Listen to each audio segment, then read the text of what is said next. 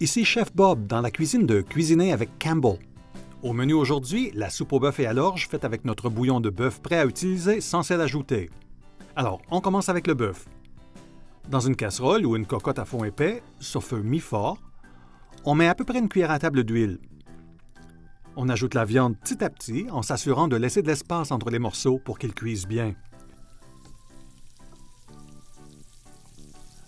Le truc ici, c'est de ne pas brasser la viande et de ne pas la retourner si vous voulez qu'elle brunisse. Laissez-la cuire doucement pour qu'elle soit bien dorée et savoureuse.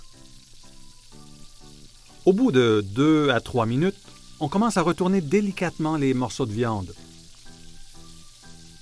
Une fois bien dorés, vous pouvez retirer les morceaux et les mettre de côté quelques minutes. La viande n'a pas besoin d'être complètement cuite. Elle finira de cuire dans le bouillon. En attendant, on va préparer les légumes. Alors, je coupe une carotte pelée et une branche de céleri, puis je hache une gousse d'ail et finalement un oignon. On remet dans la casserole la viande réservée, puis tous les légumes qu'on vient de préparer. On brasse le tout. Maintenant, on verse le bouillon de bœuf prêt à utiliser sans sel ajouté Campbell. On ajoute du vinaigre pour un petit côté acidulé très agréable.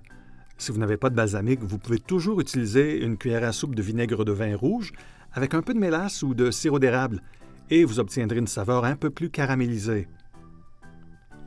L'orge contient du fer et beaucoup de fibres alimentaires et elle donne à la soupe une belle texture qui en fait un véritable potage. Maintenant, on brasse le tout et on règle le feu à mi-vif pour que le mélange commence à mijoter.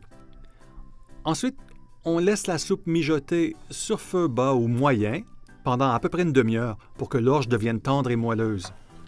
Pendant que ça mijote, on hache un oignon vert qu'on déposera sur la soupe juste avant de la servir. Nous voilà donc 30 minutes plus tard, l'orge est moelleuse, les légumes sont cuits, mais pas trop, et la viande est complètement cuite. La soupe est prête.